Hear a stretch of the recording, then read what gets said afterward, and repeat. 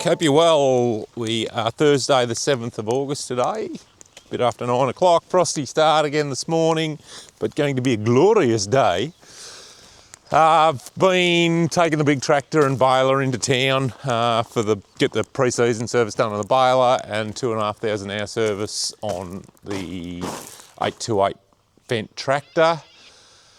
A couple of dramas with it this morning, just getting it hooked up and that sort of stuff. But yeah, I dropped it into Cobram Farm Equipment, who's our AGCO dealer, and got Tony to pick me up.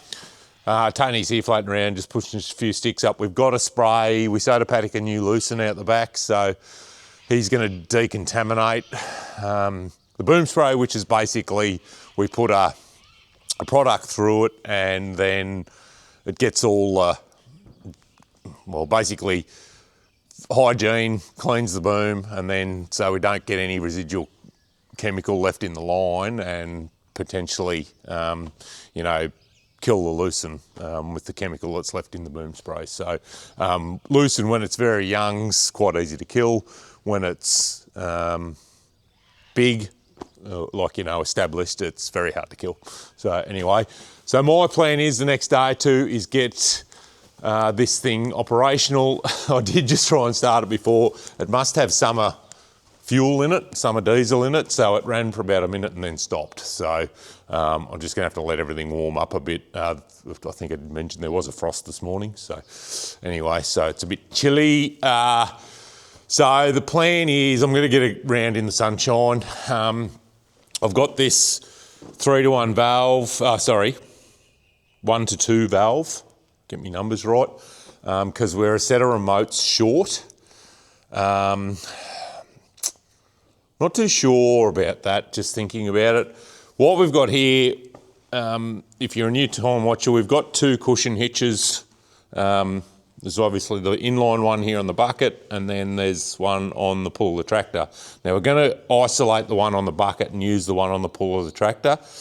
So the plan was I've hard plumbed everything else bar the cross level, so at the back we can actually tilt the bucket on an angle on one side. So there's a hydraulic cylinder on it, and then there was obviously this hydraulic cylinder here. So I was going to set this 1-to-2 valve up so we could control either, but what I'm thinking is we might lock this out altogether so we don't actually use it, and that would save a lot of time. Basically I'll make up something, I'll lift it right up, make something that can block in there so it can't come down, and we'll just see how it goes. If we ever need to use it, we could pull it out, but we shouldn't need to. We were a bit concerned. It doesn't lift super high, this bucket, off the ground. So half thinking if we get it, you know, right up and just lock it out, well then we should effectively be okay. And that would save mucking around with this, a switch in the cab, wiring looms, all the rest of it. Yeah, so we might reassess that. Morning, Cat. So I'm going to put a bar through here with an arm out just to pick up all these hoses and get them up out of the road so they sort of loop up and over. And then the auto greaser runs off this plug here, which just plugs into it's effectively a trailer plug, so it's about a foot too short, so we'll put a good 1/2 metre in it to give us a little bit more length. What else? Ripper points. I've got some hard facing there, so I'm just going to knock all them off. I'll wash the dirt off them. You can see there's one there I've already taken off. You just hit them with a hammer and they come off. There's one there that's the shear bolt's gone, so it needs knocking around. There's one there that's bent, but I'm not too sure. I assume they will be Bisalloy the tines, so they'll be might take a bit of straightening, so we'll just see. We might put a bit of heat on it and put it in the press and get it straight. Yeah, so look, if we don't end up doing that valve, that 2-way valve, it's not going to take all that much to get it up and going. So I got the ball bolted back up yesterday. I just need to tighten them up, those bolts up a bit. There's a one there. If I can turn the tractor, I can get a socket on into to get him to turn. I'll get him done up. So, yeah, getting pretty close, which was good. So, I did mention on the last one, Josh has got some that we're working with the corn planter and a bit of other stuff. He's got some channel pads he wants to do. He's got an excavator there at the moment, digging the stops out and tipping some trees over, some plantation trees. So we can actually, I'm not too sure what the legislation is on, growing trees, like, one that's naturally growing, but anything that's been planted, we can actually tip them over if you wanted to. So yeah, he's got a lot of tree belts over there. He's got a digger there tipping a few trees over, I think. I haven't actually been over there, but but I think the excavator's actually heading off next week. Well, must be going for a week. So I was thinking we may have been able to get over there next week if it was dry enough, but we may not. So, but anyway, my plan is I want to get this sorted, so if we want to use it, it's ready to go. So that's the plan. So I just need to wait things to warm up a little bit yet. So I might measure this bar up and I can make it. I'll just bit a 50 by 50 mil box section just with a flat plate on either end, a couple of bolts, and then we'll work out how we're going to come out here and support that. So yeah, that's about the gist of things. I'm not too sure where we'll head to. We won't get too far ahead of ourselves. So yeah, hopefully been messaging Matt Jackson again, or he's been messaging me, or vice versa. So hopefully we've got the settings in the camera right. The last video was a bit jumpy when I edited it, but the sound was a lot better, and even when I didn't have the mic on, the sound was a lot better than the GoPro. So we've got to have a win now and then, so it's good. All right, I'll stop waffling and get a bit of work done. Rightio, we've got the big dog out in the sunshine. It's you get a bit better look at it now. It's an enormous bit of gear. Goodness me. Anyway, there's been some steel go into it. Yeah, so you get a bit better idea now. Yeah, just need a shear bolt for that one. You can see there, there's just got a little track that the points run in. So a few of them are a bit ratty, but I thought while we're going, some of them haven't got any hard facing on them at all. While we're going, we'll get a bit of hard facing on them. Yeah, once it warmed up, the weather warmed up, it started no worries at all. So what we've got here is, I was sort of working on 150 mil there, but I've sort of extended that right out, and it does give it a fair bit more lift. So I'm thinking we might have to stick with plan A and get this valve hooked up. So what I've done is I've just made this bar up with a couple of, with a plate either end with 4 holes in it. I just sort of tapped it in there. Then I'm gonna mark where the 4 holes on each side go before I drill it properly and weld it out properly. And then I'll just see, I have already got some hoses made up for that, that other valve. So we might have to grab them and just see how long they are. I think I made them about 600 long. The bloody things might be too short, but we might be able to bring something down. I've sort of got it up there just to keep it out of the road of everything else. And then, yeah, we'll bring an arm out there, and whether I don't know, haven't got that far yet as to what we do with that part of it. But yeah, we might just, before we get too carried away with drilling holes, I might just grab those other hoses and just see how that works out. But you can see how that ball works there. Yeah, it just allows the hitch to go in every way, every different angle. So yeah, I've just got one there. Might nearly jack, once we sort of get it organised, I'll jackknife the pull, and then I can get a gun on to yeah, rattle that last bolt in. So look out, Cat, you'll get squashed being under there. Yeah, anyway, we'll grab those hoses and we'll have a bit of a sort out.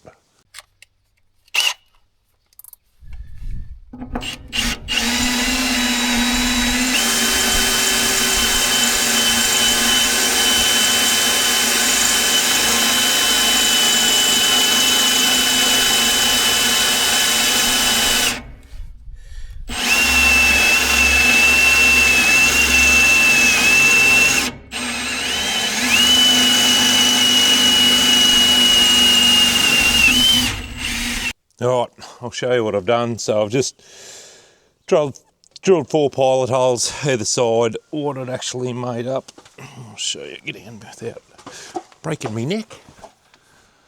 I've just made up a bit of 60x65 box section. Yeah, and that fits pretty snug in between there. And yeah, I'd just done the 4 holes. That was the sort of easiest way to get it. You know, most accurate way of doing it without measuring it. So I've just got some 12mm bolts there. I'll drill some holes and then we can, yeah, drill that one out, weld him up. And then I think with the height, it's actually going to work out not too bad. I can just come straight out off that, you know, straight out here to pick these hoses up. So we just need to work out a bit of a length to get them out, or probably just above the pivot point so it doesn't tug on it too much. And then, yeah, I don't know what I'm going to tie it up, hang them up with, or just, it may even just be something as simple as a ratchet strap or, yeah, something like that. So anyway, just to get them up out of the road. So, cats come for a look. Nice day, it's quite warm now. It'll be 17 or 18 degrees without much trouble at all.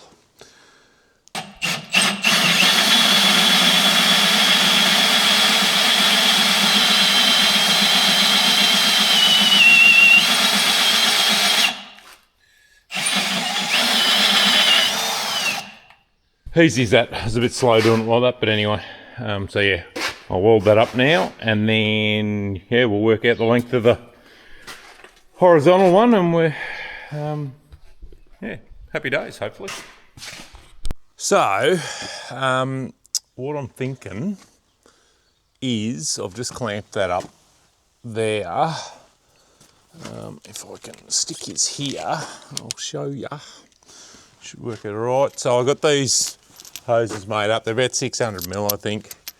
So I've got to put the plate on there with the fitting. Something like that. You're not too sure yet. So we'll probably have to have one straight fitting come out of that valve, just purely because I can't turn, you know, get two elbows in there. So whether we stick an elbow on the top of the plate, which I've got, to loop that into there, and then the other one we might be able to come out the front maybe, or yeah, just see. I don't think I've got one of these. I actually swapped them. I think I've got one of these. Oh, come here. One of these straight nipples that'll go into the plate, but I don't think, I might have to have a rustle around. I might have one in our hydraulic box for our hydraulic fittings, but I think that'll be all right there. Yeah, where it is. I could even come over this way a little bit. It probably doesn't matter that much. Yeah. Tomato, tomato. Doesn't really matter, it's not going to interfere with anything. So, yeah, I think that'll work all right. So now I'll just work out, get a rough idea of that one that comes out here to hold them. Here somewhere. So, but I can mark that and get that out of the, I'll mark that, I'll leave it there, but I will mark it and I'll pull it off and weld it rather than turn the isolator off and disconnect it from the battery. Don't look too closely. Anyway, I had a pressure pack there, red paint, so oh, I've missed the bit of the back. Anyway, we might find, I'm about out of red paint, so I might find something else and just paint the back of that plate, but I just thought I'll give it a coat of jam and yeah, it'll just stop the rust getting to it. That is out a long way from where it is, but it's not going to, there won't be any weight on it. It's just more so to keep those hoses sort of hanging. There'll be a bit of weight on it, but not a great deal. So I'm thinking even, I've got a heavy duty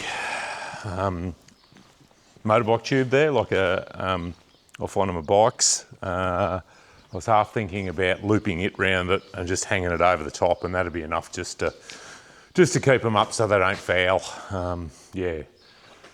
So I might have a cuppa. I'm going to just let that dry and then I can get it bolted up, and then I can bolt the valve up and we can work out some wiring then I need, and I've had a look for it. We had this valve on a John Deere tractor we had, and I don't know whether the plug is still on that tractor, and that tractor's now in central New South Wales, but I need a plug to go on there. I probably can just put some blade fittings on there, to get that to get power to it. So yeah, there's a bit of mucking around to do yet, and then I found some switches that I think will fit in the console. We can just, it's just, you got to supply power to one side of it, obviously, so it flicks it over to the other set of remotes. So hopefully it still works, but there's no reason why it shouldn't, because it's just been in the cupboard there for however long. So yeah, but it's coming along. Hopefully tomorrow we'll have it all up and running. All right, I'm thinking I might liaise with you in the morning. I need some more hydraulic fittings. So I've got all that on there. So we need to, because I've got elbows and I can't actually put two elbows in, so I need to get a straight so I can screw that one in first and then screw a straight in and then an elbow onto it. So I need to do that for that side, and then, both sides, and then I need to get another straight to come straight out of there. And then we can sort of plumb the hydraulic side of it up, and then, I probably need to get a roller. I've got the switch, I'll probably just need a roller. 2-core wire, I suppose. I think, hopefully. So we can pair it up, and then we're pretty right. So, anyway. We'll check in the morning, and hopefully we've got all the bits and pieces. Okie dokie. I'll jump forward a day. It's, what is it? 4:45. It's actually nearly knock-off time. So today's been one of those days where it hasn't been, sort of been productive, but I just haven't got heaps done. So this morning actually had a meeting. One thing I sort of picked up off our trip to New Zealand and talking to our mates over there is they have got a lot of compliance, and it's one thing luckily we don't seem to have here in Australia, but the day's going to come when we will, and we probably need to get a bit of stuff up to scratch. So Sarah's brother, he's actually got a mate who's, she started a business. She's been tied up with live export and that sort of stuff, and the compliance and that sort of stuff with it. So, Amy actually, when Dan said that he was getting her to come over, they're actually got an LPA audit going on at the moment, which is part of our, it's an accreditation, I suppose, with when we sell our livestock. So he's just got an audit he's getting an audit done on him at the moment. So he's got Amy in to give him a hand, and it's basically having your chemical records up to date and your chemical storage, and then making sure that your stock handling facilities are, up to standard and that sort of thing. So it's basically a checklist of stuff you need to do. So I'll just sort of get Amy here, and we can, if the day comes where we get audited, we're sort of on the front foot, and we've sort of got it all there. So, spent 3 hours, I think, with her going through what we need to tidy up and what we can do going forward. Then, I got into town. I didn't actually get into town yesterday I got into town, but I didn't get the hydraulic fittings. The shop had closed before I got there. So I went in and got them, and got the other tyre for the air cart, and it wasn't on. So it was an hour while they mucked around. First time they put it on, they actually put it on back to front, so they had to pull it off again, and yada yada yada. So the day has gone pretty well nowhere. So what I've been doing the last hour, I suppose, is just trying to get this finished off. Yeah, so I've got all this hooked up. Haven't got the wiring done for that valve, but I did get some electrical wire and a switch and all that when I was in town, so, and a roll of wire, so I need to run the wiring through to the bottom of the cab and into the cab. What I'm going to do now is, I've just got this roughly tied together. I do have, what did I do with it? I've got a bit of a heavy motorbike tube here, so that'd be 5 or 6 mil thick, that tube. I'm just going to feed a bit of chain through it, and then grab it round about where that zip tie is there, and hook him up, and I'll tie it up there and just see how it goes. It's just going to be a trial and error thing. So yeah, we'll get into it. Time to do that. Yeah, pack a few tools and that up. It might nearly be knock off time.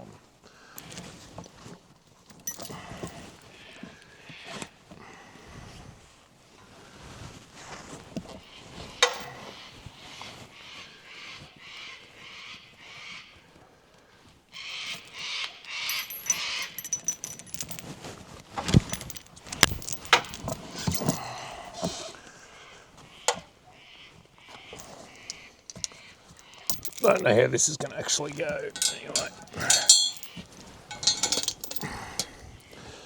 sort of thinking something like that, if we can get it to work. But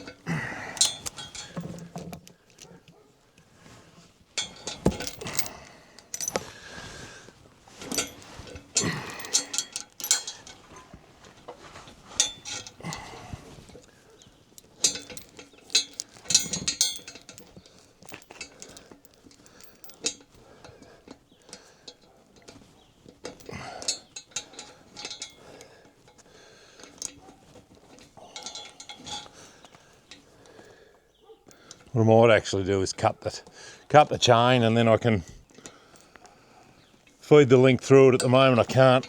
Oh, actually we can do that.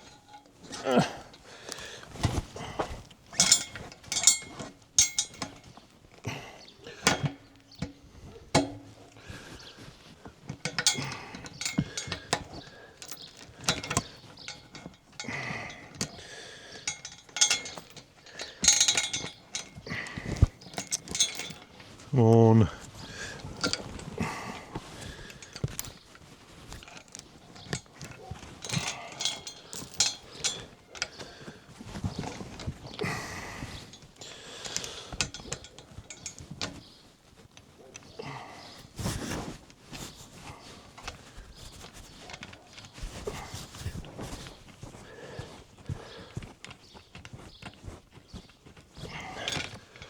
Righto, something like that.